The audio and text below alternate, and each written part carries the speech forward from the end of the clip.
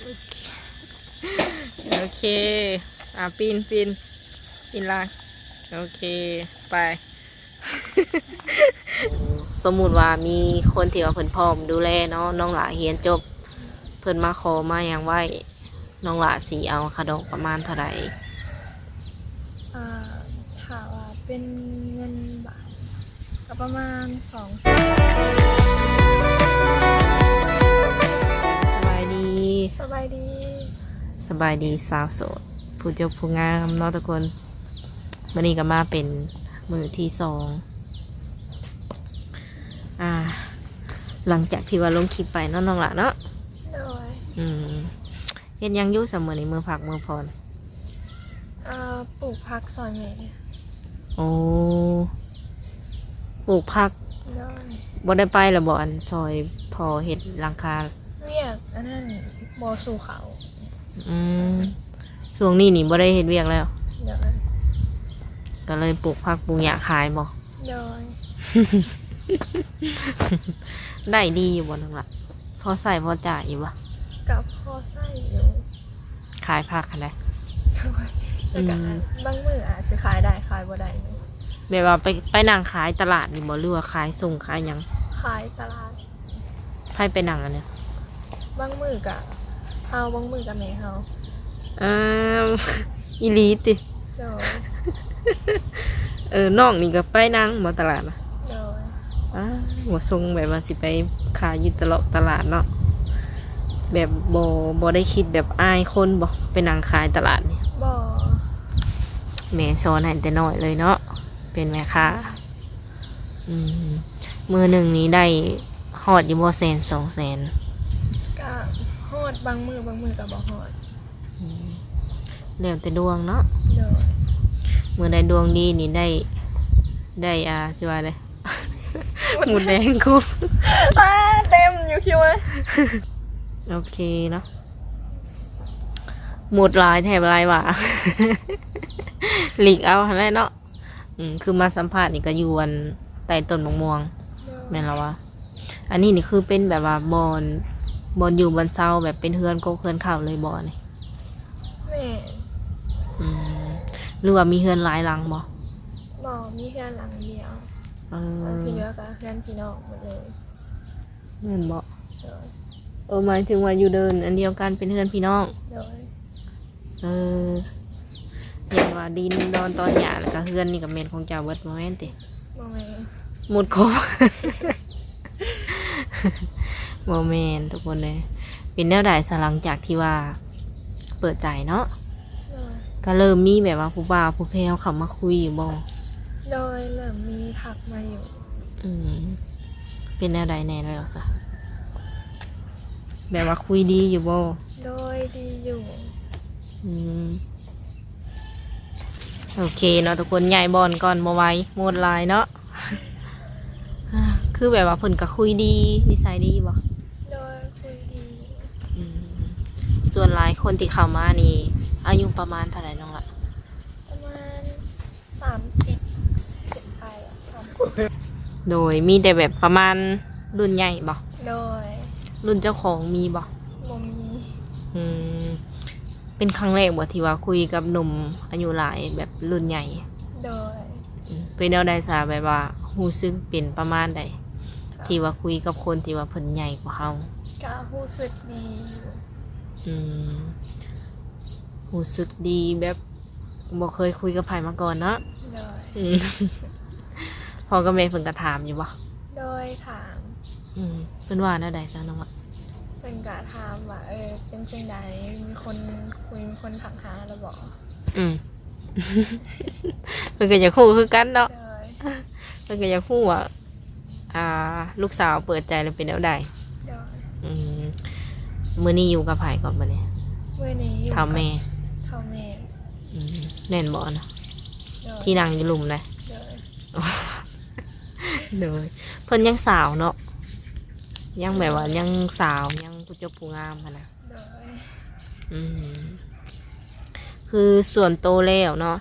ความรู้สึกของน้องเองถามว่ามีแบบสามีรุ่นใหญ่เนาะที่ว่าห่างกับเฮาหลายอะนะ มือใดมือหนึ่งเขาต้องพามาบ้านมาเฮือนมาซ่านเนาะ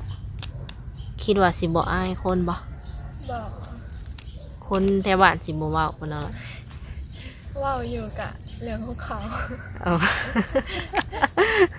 อย่าเขาบ่ โดย อืมหลีกเลี่ยงบ่ได้เป็นต้องมีคนเว้าแน่นอนเนาะเรื่องว่าย่าน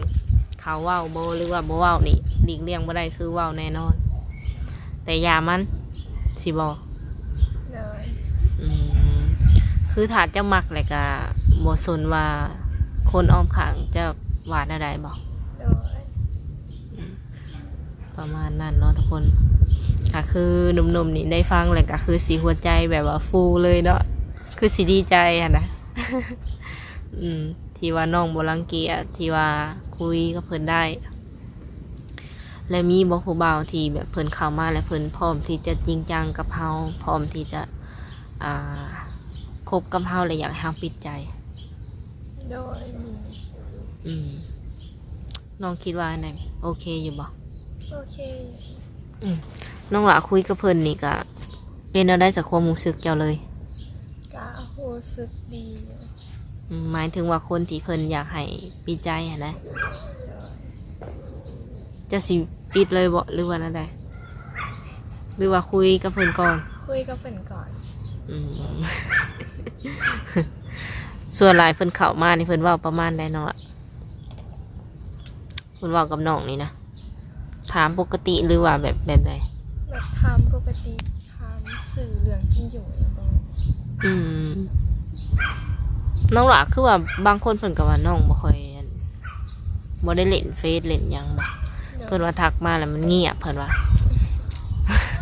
เฟซที่น้องเล่นนะบ่ได้เข้าไปออนบ่รู้ว่านั่นแหละ ไม่ได้เข้าไปออนเลย ส่วนหลายนี่บ่ค่อยเล่นบ่นะ โดยสมายบ่ได้ค่อยเล่น ทางเบอร์นี่มีคนทักมาบ่ซะ โดยมี อืม ทางเบอร์กับทางไลน์ตัวใดไลน์ ทางไลน์หลายกว่า โดย โดยน้องหลาก็ได้เข้าไปเบิ่งคลิปเจ้าของอยู่บ่ โดยเขาไปเบิ่งแล้ว อืม เป็นอะไรเห็นตัวเอง กะรู้สึกเขินเลยโอ้โห เขินอะไรบ่เอออ่านแบบคอมเมนต์หรือว่าอีหยังอยู่บ่ โดยอ่านอยู่ เวลาอ่านคอมเมนต์แล้วรู้สึกอะไร อ่าจะรู้สึกเลยโอ้โหรู้สึกแบบเขินเนี่ยแบบ เพิ่นชมบ่ โดย ส่วนลายนี่ด้านบวกกับด้านลบนี่ตัวใดแบบลายตามที่ว่าเจ้าอ่านเบิ่ง ด้านบวกหลายกว่า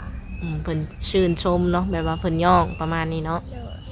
อืมอ่านไปยิ้มไปติ โดย โอ้โห แสดงว่าเบิ่งจนสุดจนจบบ่หรือว่าเบิ่ง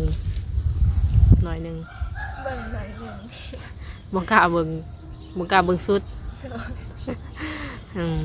ยังโดนบ่จังผักโรงเรียน กะโดนเติบ เขานี่ประมาณจักเดือนแหละพักแบบพักเลยแบบจังได้ไปเซ็งอะนะ จากเดือนจึงได้ไปเสียงเอกบอกกับประมาณหักปีใหม่แล้วกะแล้วปีใหม่แล้วก็ไปเสียง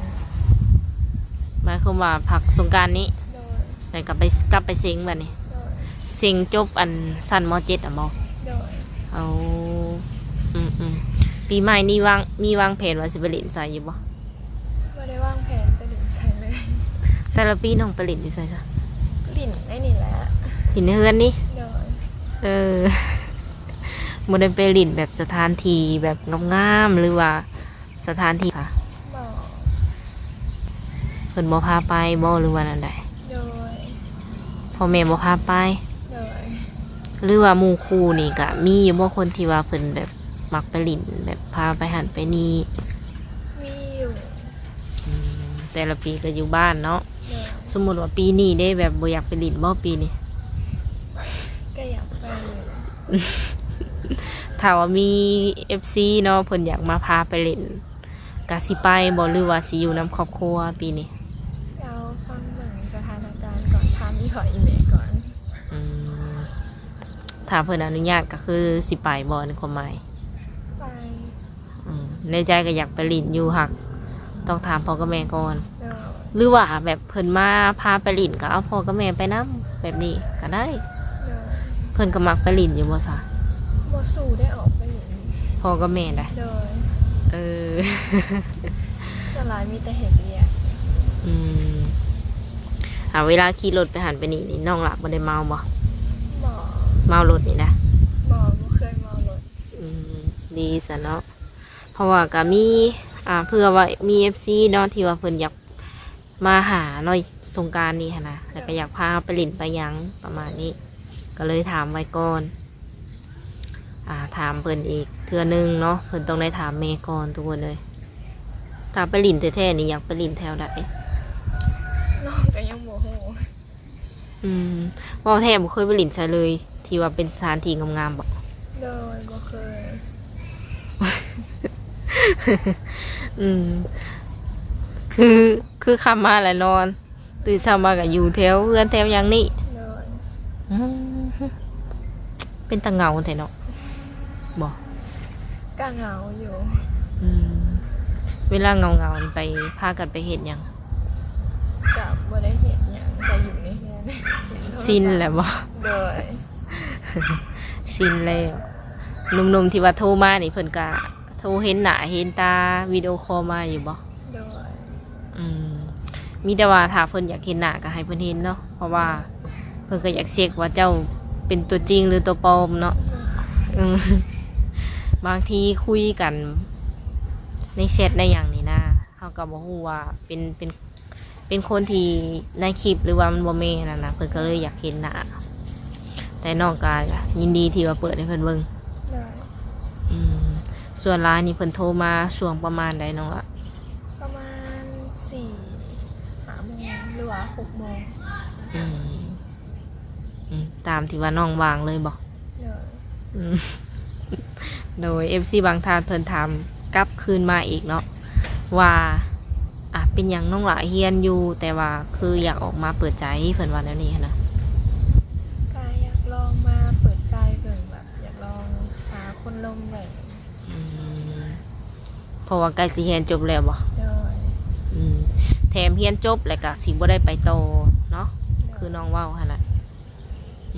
ถามว่าเฮียนจบแล้วก็ยังบ่มีสู่มีแฟนเนาะน้องหละจะไปเฮ็ดเวียกหยัง ก็ไปหาเฮ็ดเวียกเสิร์ฟแถวนี่ก่อน ไปเป็นเด็กเสิร์ฟ โดย อยู่ในลาวบ่หรือว่าอยู่ไทย อยู่ลาว วางแผนไว้ฮะเนาะ โดย อืมแต่ความเป็นจริงแล้วก็ต้องเบิ่งก่อนอีก ดีใจอยู่บ่แบบเฮาเปิดใจแล้วมีคนแบบว่าอยากเข้ามาคุยน้ำเฮาอยากรู้จักเฮา โดยดีใจ คิดว่าจะมีคนเข้ามาหาเฮาหลายบ่ ก็บ่ฮู้เบิ่งไว้ก่อน ตอนที่ว่าเฮาทันได้เปิดใจนี่นะแบบเฮาก็คิดไว้อยู่บ่ ก็คิดไว้อยู่ อืมคิดว่าจะมีผู้บ่าวเข้ามาแบบอยากรู้จักกับเฮาหลายบ่อะนะ ก็บ่คิดว่าสิมีหลายหั่นน่ะ อืมทำใจไว้ก่อนแล้วเนาะ โดย เออ โดยบ่ได้แบบว่าซีเรียสกับมัน โดย คือถ้าว่ามีก็คุยเนาะ โดย ถ้าว่าเนื้อคู่เข้ามาแล้วก็คือสิแบบว่าพ่อกันเองนั่นแหละคือเพิ่นเว้าโดยขออนุญาตถามแบบน้องหละอยากแต่งงานตอนอายุประมาณจักปี ตอนนี้อยู่ประมาณ22-23 ปี อืมอันตอนนั้นนี่คืออยากแต่งงานแบบ อยากมีครอบครัวแล้ว โดย อยากมีครอบครัวแบบเป็นตัวเป็นตน โดย อืมถ้าว่าผัวเฮาเพิ่นอยู่ต่างประเทศเนาะ โดย เลยเพิ่นอยากมาอยู่ลาวคิดว่าจะพากันทำมาหากินอย่างน้องละ บ่ฮู้ ก็บ่ฮู้คือกัน แล้วแต่เพิ่นบ่ โดย ถ้าว่ามีสามีแล้วนี่อยากเป็นแม่เฮือนแม่ซ่านอย่างเดียวบ่หรือว่าอยากเฮ็ดเวียกเฮ็ดงานไปนำ เฮ็ดเวียกเฮ็ดงานไปนำ โอ้เป็นแม่เฮือนแม่ซ่านแบบธรรมดานี่เป็นแนวใดบ่อยากอยู่ซื่อๆบ่ โดย หรือแนวใด บ่อยากอยู่ซื่อ ตั้งแต่เฮียนมาเนาะจนใหญ่หอดปัจจุบันนี่เวลาพัก3 เดือนเนาะโรงเรียนเนาะ ๆโดย เคยไปรับจ้างแบบเป็นลูกจ้างเพิ่นบ่ โดย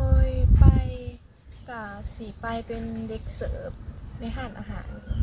ประมาณ เอ นี้ อเคยเฮ็ดแต่แบบเด็กเสิร์ฟนั่น โดย อันเฮ็ดกลางคืนหรือกลางเวร กลางคืน อืมแบบว่ากินอยู่นำแบบ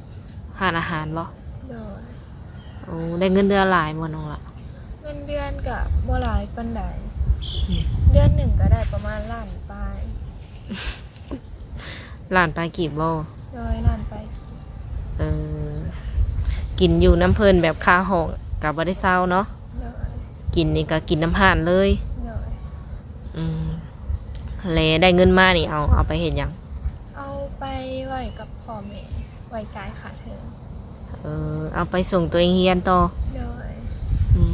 มเฮ็ดแบบนี้มานี่ได้ประมาณจักปีละ ก็2-3 ปีแล้ว อืมรู้สึกว่าตัวเองเริ่มใหญ่ขึ้นแล้วก็หางานเฮ็ดบัดนี้ โดย โดยหาซอยพ่อซอยแม่เนาะพ่อแม่บ่ได้ว่าบ่ที่ว่าเฮาไปเฮ็ดเวียกยามกลางค่ำกลางคืน บ่พ่อแม่บ่ได้ว่า อืมอยู่แถวใกล้นี่บ่ โดย เออแถวเซโนนี่บ่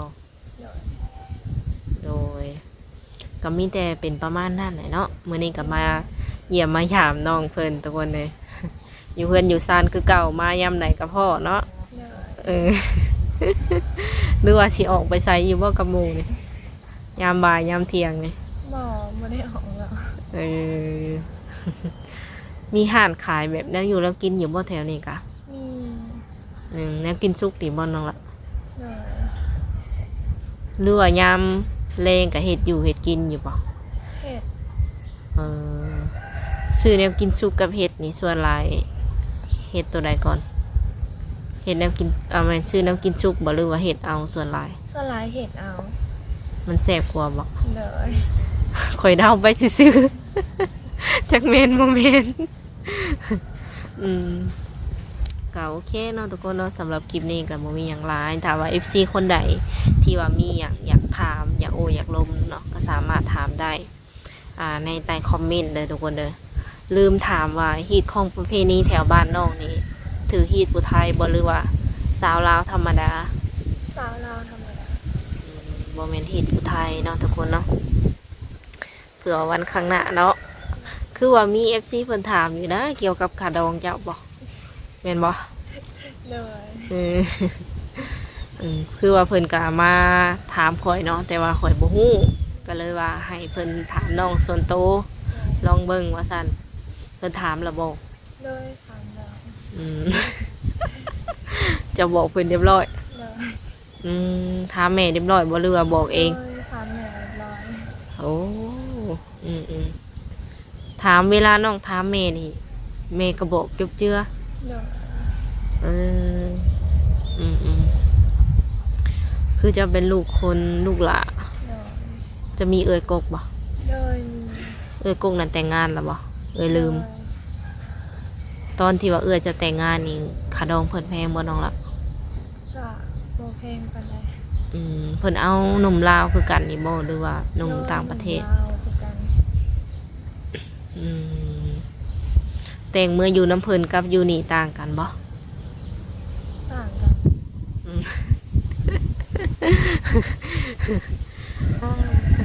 มือได้น้องอาจสิบอกขาดองได้หรือว่าบอกได้เลยบ่ บอกได้เลย เอาสมมุติว่ามีคนที่ว่าเพิ่นพร้อมดูแลเนาะน้องหลาเรียนจบ เพิ่นมาขอมาหยังไว้น้องหลาสิเอาขาดองประมาณเท่าใด ถามว่าเป็นเงินบาทก็ประมาณ 2-3 แสนบาท มีอีหยังแน่น้องละนอกจากเงิน จะมีทองแหน่ อืม สัก2-3 บาท เบิดบ่เนี่ย เลย มีเงินแต่ก็มีทองสองอันนี้ เลย แม่นจะบ่